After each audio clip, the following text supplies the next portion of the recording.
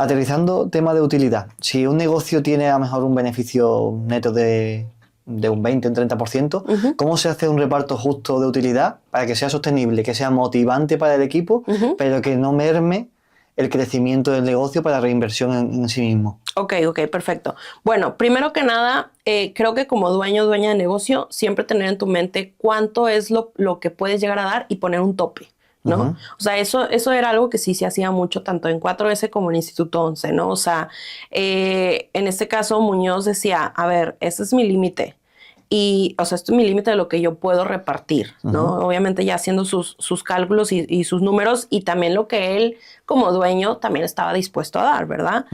Y deteniendo ese punto, de ahí no se movía. O sea, ¿qué existía de diferencia entre cuántas personas tenían que comer de ese mismo pastel, vamos a decirlo así, y cuáles eran los roles de las distintas personas? Porque se entiende que llegas a un punto en el que a lo mejor un rol tiene más peso que otro o que está desarrollando cierta responsabilidad que el otro no, que la otra no. ¿Me explico? O sea, y ahí pues se entiende que hay un poco de diferencias, pero estaba muy marcado ese límite, pues. Ya de ahí, obviamente esto lo tienes que permear hacia las distintas unidades de negocio, porque aquí te estoy hablando de toda la empresa, ¿no? Y luego vienen las distintas unidades en donde tienes ese punto de partida, que puede ser algo similar, pero un punto importante aquí también es, ok, tú ya tienes tu límite como dueño, pero no le vas a soltar el pastel completo al líder o a la persona que le vayas a dar la comisión. ¿Por qué? Porque la gente también tiene que alcanzar un nivel de maduración, ¿no? O sea, si le damos de jalón un porcentaje muy alto, luego, ¿qué sentido va a tener un crecimiento? Exacto, o ir escalando. No va a tener sentido porque no va a tener un beneficio económico, ¿no?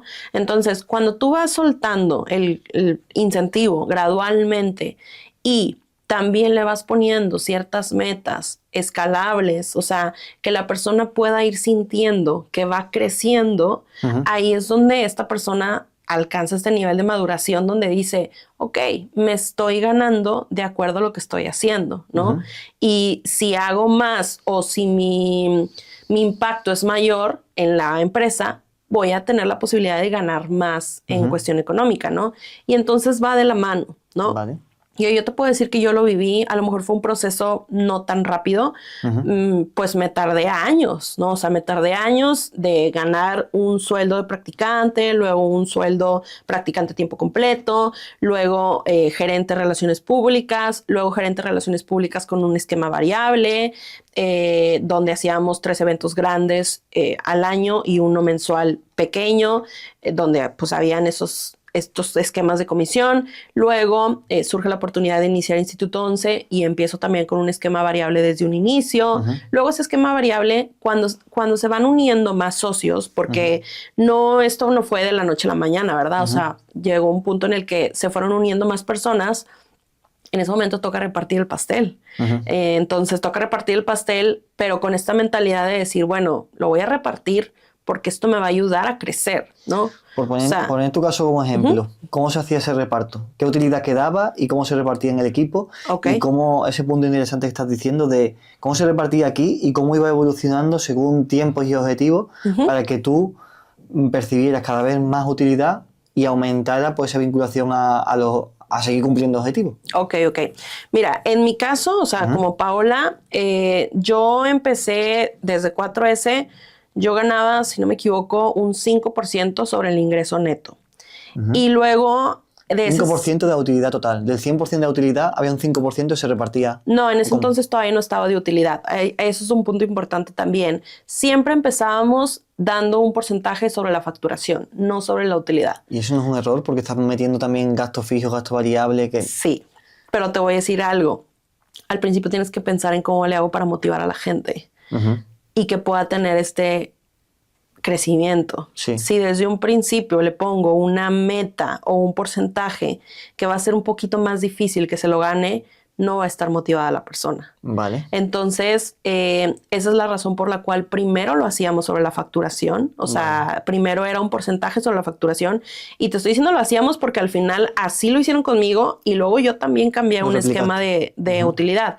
Y eso mismo yo también lo terminé replicando con la gente, a lo mejor en ciertas cosas diferentes, pero sí, al principio era un porcentaje sobre el ingreso neto, que te estoy hablando de un 5%. Luego de ese 5%, ya yo me quedaba, del 5 pasó al 8 y del 8 fue cuando ya empecé a tener un equipo. Entonces, al equipo yo le tenía que dar un porcentaje, porque pues eran los vendedores y vendedoras, tenía que ganar. Y te hablaba ahorita de que cuando yo no quería soltar, pues sí, porque yo me podía sacar el 8%. Cuando ya empecé a soltar, yo le daba el 5% a las personas de ventas y yo me quedaba con el 3% de todo. Vale. Entonces, al final es un sacrificio que haces donde dices, ok, voy a soltar este 5%, para que se lo gane alguien más cuando yo me lo puedo seguir ganando. Pero si yo me lo gano, ¿qué va a pasar? Voy a frenar el crecimiento. Y no solamente mi crecimiento, el de la gente y el de la empresa. Y el del departamento y el de la empresa. Entonces, cuando suelto, la gente empieza a ganar ese 5%, se empiezan a motivar. Claro. Y eso hace que empiecen a vender más. Empiezan a vender más. Que ese 5% en vez de ser 100 sean 1000, ¿no? Ajá. Y luego ya yo ganaba el 3, pero yo ganaba el 3 de todo, claro, de una cantidad mayor. Entonces, obviamente, a la larga, sea a mediano plazo o largo plazo, pero era mayor la ganancia. Estaba metiendo más combustible a la maquinaria que te repercutía a ti. Ajá. Si yo me hubiera quedado, como te decía al principio, llegas a un punto en el que se frena y no hay crecimiento. Entonces, cuando decides soltar, eso pasa. Esto te estoy hablando en 4S. En instituto, recuerdo que tenía el 15%. 15% seguimos sobre facturación.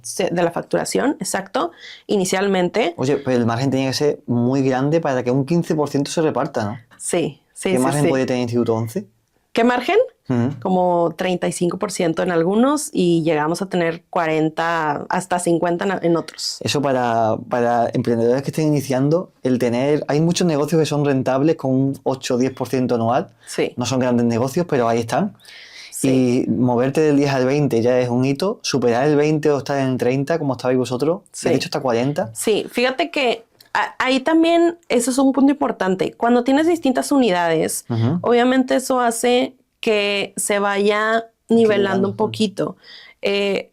A veces no nos iba tan bien en esta, pero en esta nos iba muy bien. A veces aquí tienes un margen mayor, a veces aquí el margen es muy chiquito. ¿Me explico? Entonces, de alguna manera puedes hacer como esa combinación. Obviamente, ¿qué es lo que tú vas viendo? Pues vas viendo cuál le das mayor enfoque, en cuál apuestas más, en cuál reinviertes más.